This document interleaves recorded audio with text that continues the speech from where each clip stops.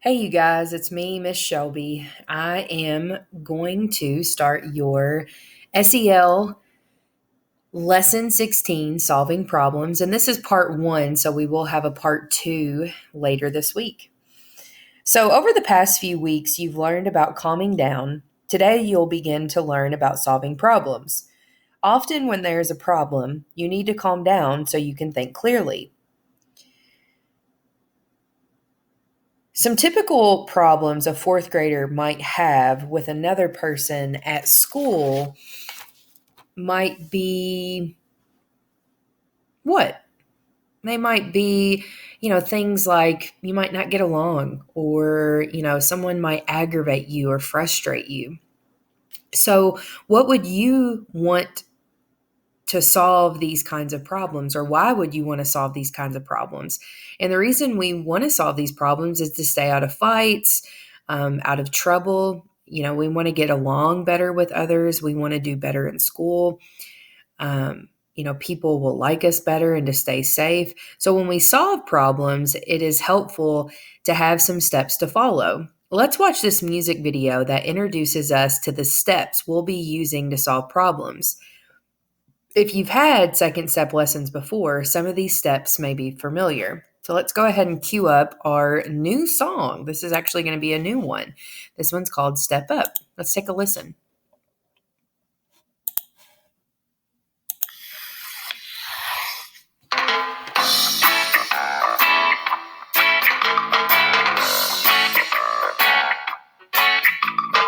Here's a great way to remember. Keep it strong in your head, yeah. After the storm of strong emotions, here's the way to solve the problem, yeah. I said step. I just remember to step. Oh, giant. You say the problem out loud now. Nothing solutions that may work on how. Explore consequences, what would happen if. Now pick the best solution and make your plan, yeah. You got to step up to be cool, yeah. S-T-E-P. Give your power now. After the storm of strong emotion. S-T-E-P. Solve the problem now. Now listen to me, all you good people. There's nothing wrong with strong emotion. But after you calm it down, you still got a problem, see? Now you gotta fix it. And you can. Oh, you step up. Let me show ya. Say you're in line and a kid come cuts in front of ya. Whoa, that make you mad, brothers and sisters.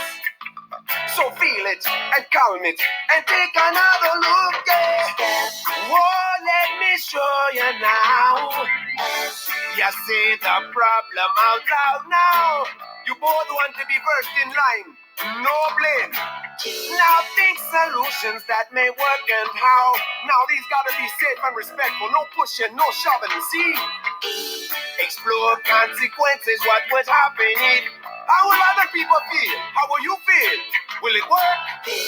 Now pick the best solution and make your plan, yeah. Choose it and act on it. You got to step up to be cool, yeah. S-T-E-P. Give your power now. After the storm of strong emotion. S-T-E-P. Solve the problem now. You say the problem out loud now. Now think solutions that may work on how. Explore consequences, what would happen if. Now pick the best solution and make your plan, yeah. You got to step. I just remember to step. Oh, giant, say you wanna step. You got to step. Oh yeah, step.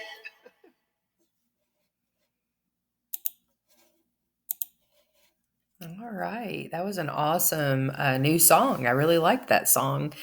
So the first letter spell the word step. So remembering the word step will help you remember each step for problem solving. today you're going to talk about the first step, S, say the problem. State the problem without blaming anyone.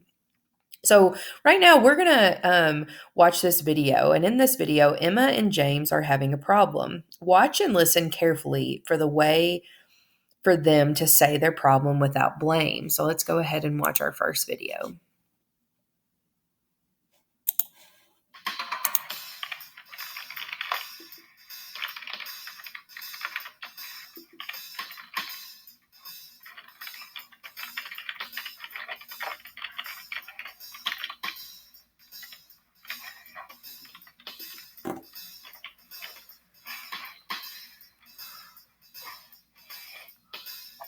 Come on, it's my turn. Can't you just wait a few more minutes?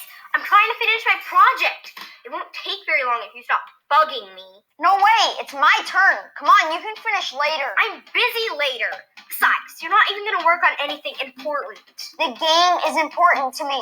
See, you're just wasting the time that I could be finishing this report. You're wasting my time that I could be playing the game. Come on, it's my turn. Just let me finish.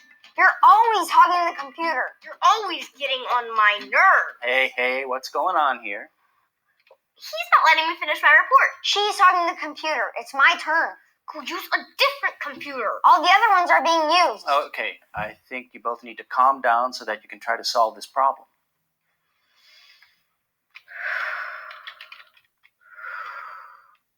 All right, that's better.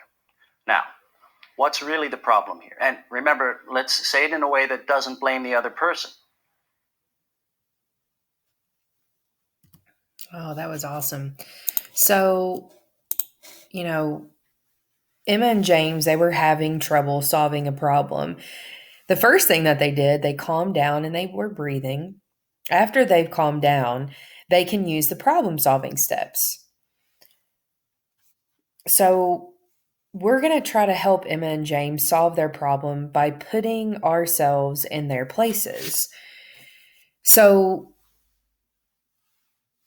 to problem solve, we have to begin with the S, say the problem. So, what does it mean? We have to state the problem without blame. And what does that mean to blame someone? Well, you say it's their fault. You don't take responsibility for your part of the problem. Statements that begin with something like, you made me, or because of you, or include words like, you're always, or you never, are blaming. When you are trying to state a problem you are having with another person without blame, avoid putting the other person in your statement.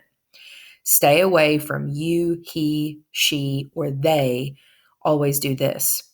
Blaming is not respectful. Can someone give me, let's talk about an example from the story where Emma or James blamed the other person.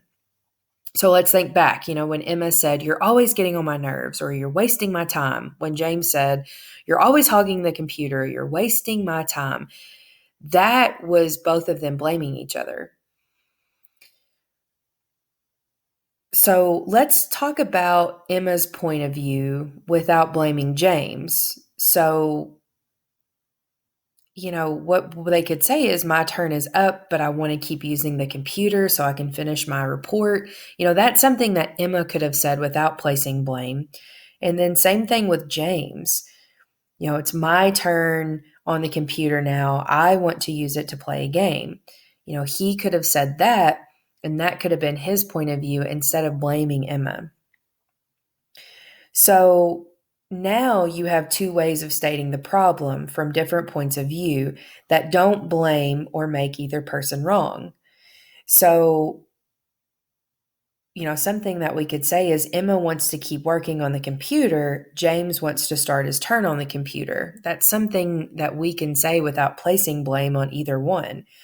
It helps to describe a problem in a way that doesn't blame anyone. Blaming makes people angry. And when you're angry, it's hard to solve problems. So before you even start solving a problem, what do you need to do? Well, you need to calm down. So today you learned the first step of the second step problem solving steps, S, say the problem. So in the first step, How should you state the problem? Well, you should state it in a way that doesn't blame others. Think about why it's important to state the problem in a way that doesn't blame others. It's important because it's hard to come up with a solution when people are angry or feel blamed. Blaming is not respectful. In our next lesson, you'll continue helping Emma and James solve their problem using the rest of the problem solving steps, which are T, think of solutions, E, explore consequences, and P, pick the best solution. I hope you guys enjoyed this part 1 of solving problems. I'll be coming to you guys with part 2 soon. I love you guys.